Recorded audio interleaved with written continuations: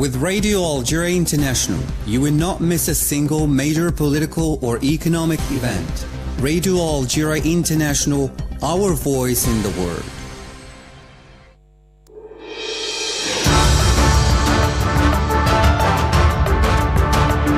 This is the English service of Radio Algeria International. It's time for the news. In today's top stories, the President of the Republic, Abdelmajid Tebboune, has received the Secretary General of the Palestinian Fatah Movement Central Committee, Jibril Rajoub, who stressed the importance of achieving unity to allow for the creation of a Palestinian state. The 10th session of the high-level seminar on peace and security in Africa has continued for the second and last day in the western city of Oran. Fresh air strikes has been carried out by the Israeli occupation army in the Gaza Strip, killing scores of people, mainly children and women. Hello and welcome to Radio Algeria International. I'm Jamal Samani.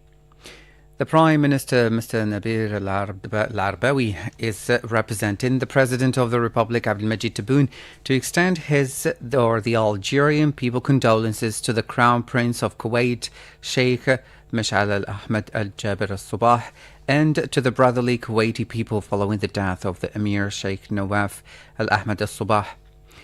The Prime Minister is accompanied by Interior Minister, Mr. Brahim Rad.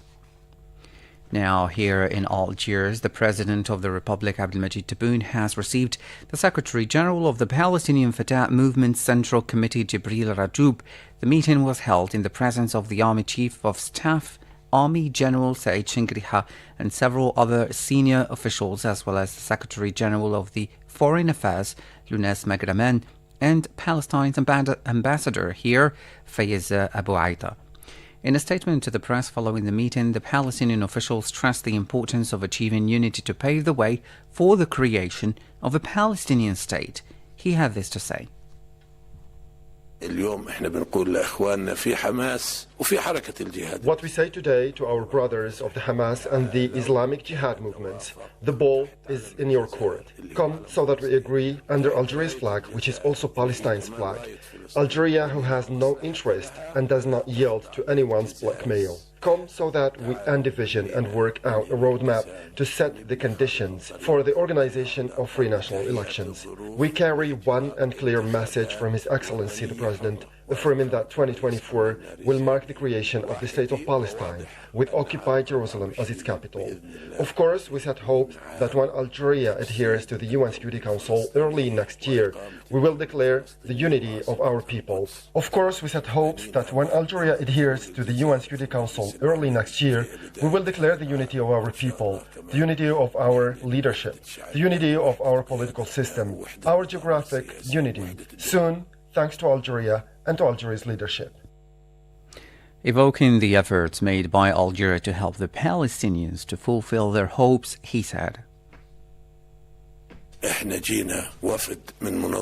We come as members of a delegation of the PLO carrying a message to the people of Algeria, to the President of Algeria, telling them that we lay our hopes, our confidence on our shoulders. Algeria has been our shelter. Algeria has been the source providing all the reasons and the capacity to safeguard our project, which has been and will remain a project of creating our independent Palestinian state, fully sovereign with occupied Jerusalem as its capital, to find a solution to the refugee issues according to the international legality. That was the Secretary General of the Palestinian Fatah Movement Central Committee, Jibril Rajoub. The 10th session of the high-level seminar on peace and security in Africa has continued for the second and last day in the western city of Oran. During the meeting held behind closed doors, the participants examined the UN draft resolution on the financing of the African Union peace support operations mandated by the AU coordinator of the 3 African countries members of the UN Security Council, known as A3. In addition, the seminar examined the final project on the modalities of coordination and cooperation between the AU Peace and Security Council and the A3.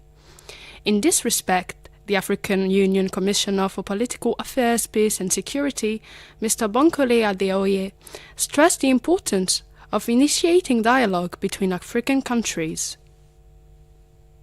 Because it gives us the opportunity to share our lessons, look at the best practices, the commendation practices over the last 10 years and the way forward for the next decade. We're looking at the African Union in its entirety on building a strong, united front globally. We need the dialogue. Yes, we need high-level exchanges because we will be able to look at the lessons learned, experiences shared, and come up with commendable practices. But what is the goal? Is to be able to raise the African voice at the international level, particularly at the UN Security Council. No, the first is at seminars like this. They provide a platform for consultation, for coordination, and for coherence of action. We must be able to consult more when we dialogue at all levels with all stakeholders, member states, women, youth groups, everyone taking a role in the peace and security agenda, because the peace and security agenda is not just for one group. It is not for government alone. It is the whole of society. So whole of society, inclusivity is the key word in the dialogue that we want to build.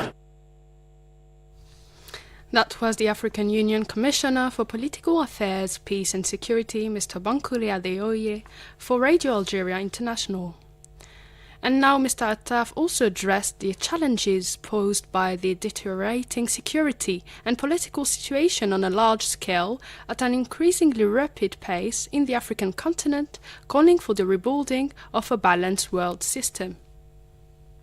ومن هذا المنظور فإن الجزائر تحت قيادة الرئيس عبد المجيد تبون. From such a perspective, Algeria, under the chairmanship of President Abdelmadjid Tebboune, considers that the achievement of the economic integration and African unity must be coupled with effective and practical steps, enabling our continent to position itself as an active actor in rebuilding a balanced world system and lay the foundations for a new order in which our continent's voice could be heard and its security ensured.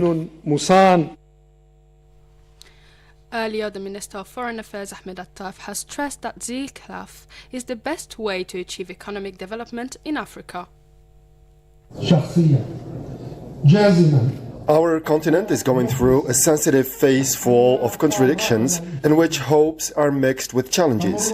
I mean that those hopes that we raise about moving forward towards implementing our continent's economic integration project, notably as part of our efforts to give concrete form to the reactivation of the African Free Trade Area, considered the best way to achieve economic development and prosperity in Africa.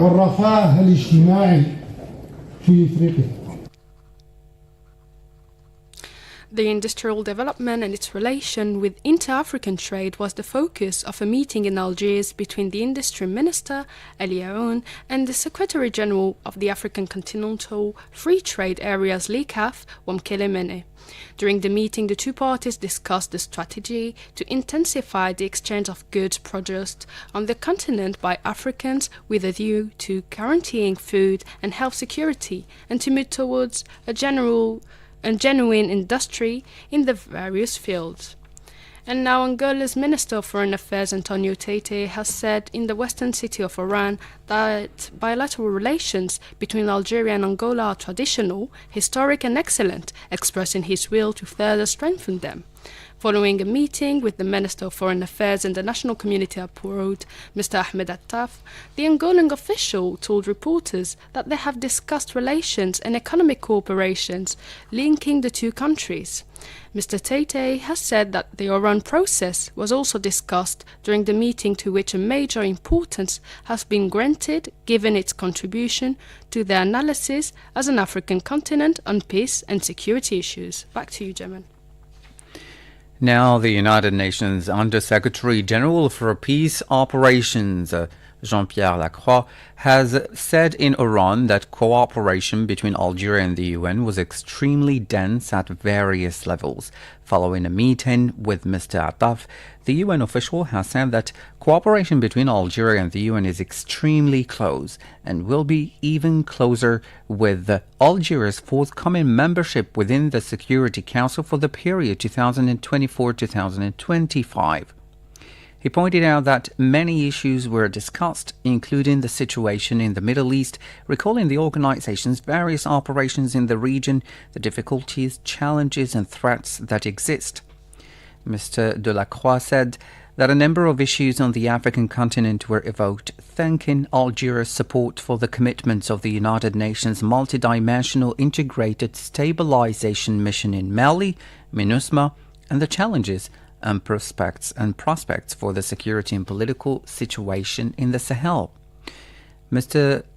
Lacroix said that he had discussed with Mr. Attaf the United Nations mission for the referendum in Western Sahara, MINURSO, and the various efforts to ensure the continuation of the mission and the political process as well.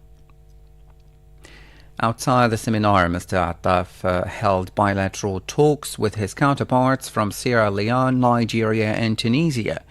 The talks were an opportunity to assess relations of cooperation between Algeria and these brotherly countries and the progress made under the Iran process aimed at uniting Africa's voice and strengthening its influence within the UN Security Council.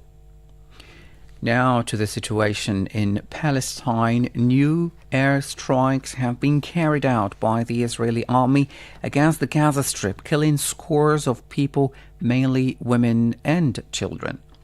The news agency Wafa quoted Palestinian health sources are saying that over 100 people were killed in the raids that targeted the refugee camp of Jabalia in the central part of Gaza. Other strikes launched by the Israeli army hit the northern part of Khan Yunis in the southern part of the territory.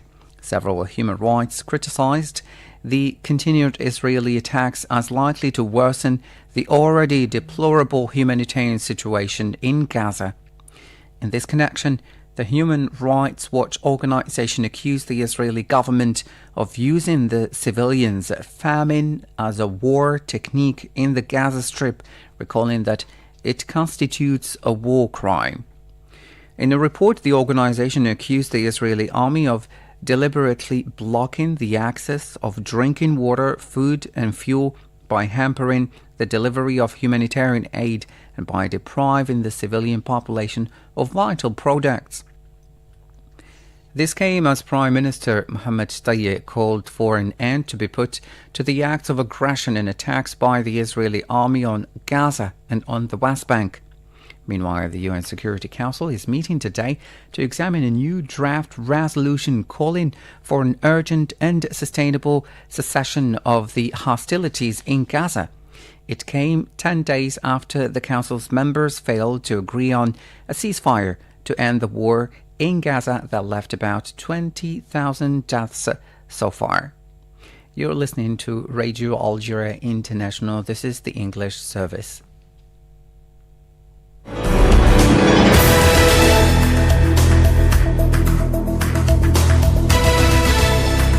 Today marks the International Migrants' Day. It is an opportune moment to reflect on the journeys, challenges and contributions of millions of individuals who have chosen to make a new home in foreign lands for protection, education, healthcare or work for economic welfare.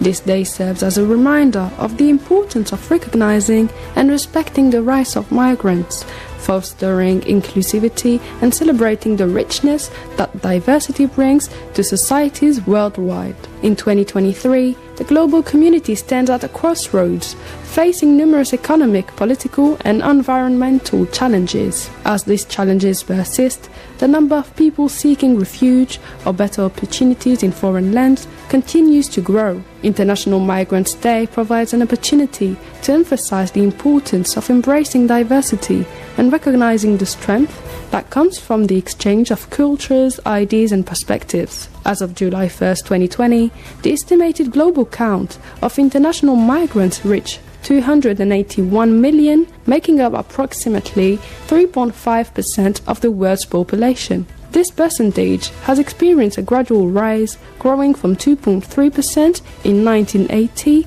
to 2.8% in 2000. On the occasion of International Migrants Day, the Deputy Director General of Operations for the International Organization for Migration IOM, Ugochi Danielsi, has reiterated in New York her organization's firm belief that well-managed migration is the foundation for sustainable development and prosperity for all.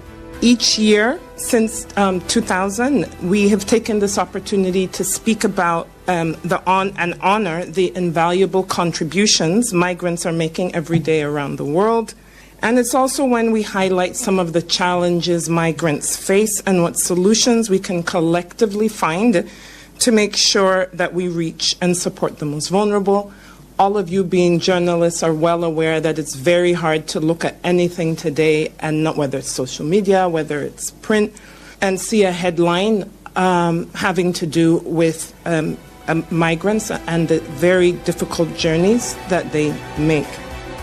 The organization's Deputy Director General of Operation briefed reporters that the recently completed COP28 summit in Dubai provided the opportunity for international organization for migration to advocate again for the impact of climate change on migrants to be a central part of this discussion. And one of the key challenges we're dealing with is the climate crisis. And to give you a sense of the scale, we could have up to 3 billion people exposed to extreme heat waves by 2090 under a high warming scenario. And we know that right now half of the world lives in highly vulnerable locations. I just came back from UAE, where COP has just concluded. On the very first day, states parties to the Climate Convention agreed to a new fund to address climate loss and damage, and several countries pledged money to ensure that the work starts as soon as possible. And crucially, this fund includes human mobility in its scope of action. This means that we will have the opportunity to develop activities that help migrants, displaced people and their host communities on the front line of the climate crisis. Saving lives will always be our priority, but we need to think long-term and develop solutions that will ensure people have safe and dignified options decades from now. And to achieve this goal, we have to start working now. Mrs. Daniels has said that there are climate challenges, but solutions are available. She has expressed hope about the youth will to reduce the impact of climate change on migrants. During my time at COP and talking to my colleagues, talking to everyone who was at COP, I've heard firsthand what the solutions look like, and obviously in my position and the number of field visits I make to countries and see the operations, I also know what solutions look like on the ground. So we know what they are. The challenge is we need to be able to do this at scale to match the level of the crisis. And to do this, we need data, and not just data to respond to what's happening now. We need anticipatory data to determine where and how we can have maximum impact for the future. We need to act today to protect people tomorrow. Coming out of COP, I dare say I'm hopeful. I personally met with a diverse group of representatives, ministers, civil society, young people, people with disability, a whole range of climate actors, most especially the youth, and they want a different future for themselves. But of course, I still have concerns. World leaders reached a compromise that they could all agree on. And of course, when you have a compromise, not everybody gets everything that they want. But we can all do far more. We have to be stronger in connecting climate adaptation and human mobility. More climate action in areas affected by displacement, conflict, and climate change will mean fewer humanitarian emergencies in the future. Listening to Steph and responding to the global humanitarian crises that the UN is responding to, many of them are taking place in the context of the impact of climate. And more adaptation is key to offer people choice, the choice to remain in their communities of origin if they wish. International Migrants Day was established by the United Nations General Assembly in 2000 to recognize the rights of migrants, to promote awareness about the positive contributions they make to both their host and home countries. This day also highlights the need for safe and orderly migration and encourages dialogue on the challenges faced by migrants. The UN official has stressed the number of agreements that help to reach a well-managed migration. She told reporters about her story as a migrant, stressing that migration is also a story of hope. Talking about choices, we need to look at how to help people move through regular and safe migration pathways. And regional leaders are showing how this can be done. East African countries agreed to the Kampala Declaration, and Pacific countries have agreed to the Pacific Regional Framework on Climate Mobility. These agreements pave the way to facilitate migration for those most affected by the climate crisis. It's not all gloom and doom. We must remember that migration is also a story of hope. I sit here before you, Deputy Director General of Operations at the IOM, but I fled my country, or my parents took me out of my country in response to a brutal civil war. So I fully represent what can be a very positive outcome of a migration journey. There's stories of great achievements by migrants, and we're here in a city and in a country built on the success and sacrifices of migrants throughout its history. In a world where we are witnessing unending crises, IOM firmly believes that well-managed migration is a foundation for sustainable development and prosperity for all, and we're here to help member states achieve this objective. It is crucial that humanize the narrative surrounding migration, dispelling myths and stereotypes that perpetuate negative perceptions. Mrs. Daniels called on the media to humanize migrants who are frequently framed negatively. You, the media, play a very crucial role in shaping the narrative of migration at a time when migration can often be framed very negatively. You influence public perception, policy decisions, and society attitudes. So, as part of our call to action, I call on all of you to always remember to humanize migrants by sharing personal stories, struggles, and successes. I call on you to avoid perpetuating stereotypes about migrants and reinforcing negative biases or misconceptions. It's my hope that we can work together to achieve this common goal, and International Migrants Day is an opportunity for me here today to remind you of that and ask you to join this call to action. Daniels also said that this year, in terms of irregular migration, record historic levels have been superseded. What we have seen this year in terms of irregular migration is record historic levels being superseded. For instance, in the Americas, 500,000 people have crossed through the Darien Gap in Colombia. We've seen highest number of deaths, for example, and missing migrants in the Mediterranean, as another example. At the same time, last year, highest number ever for OECD-DAC countries on migrants, 6 million, to address the labor needs in these countries.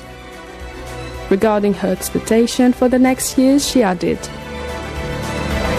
so the trend we expect to see, because even this year, if we look at visas that are being issued, historic numbers. So we expect to see a continued upward trend in regular migration because of labor shortages in the so-called global north and youthful populations in the global south, and also recognizing that last year, if you take the data on remittances through formal and informal channels and diaspora investments, it was $1 trillion. International Migrants Day provided an opportunity to highlight the individual stories of migrants, showcasing their talents, skills, and contribution to the societies they join. By recognizing the humanity of migrants, we can foster empathy and understanding, fostering a more inclusive and compassionate world.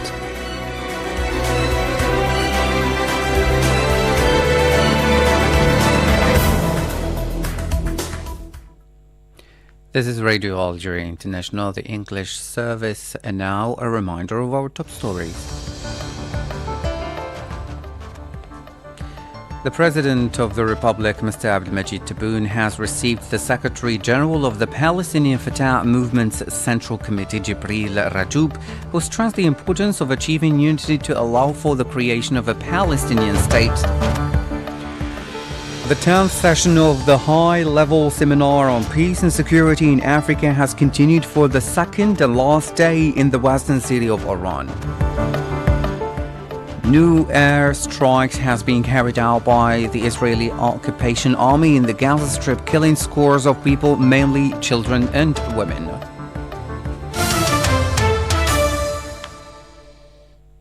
Thank you for joining us. You can join us same time, same frequencies for tomorrow. This is Radio Algeria International. I'm Jamal Osmani. Goodbye for now. استمعوا إلينا لنقل المعلومات من مصادرها الرسمية وتفسير حي للأحداث في حصص تحليلية مميزة. إذاعة الجزائر الدولية، صوتنا في العالم.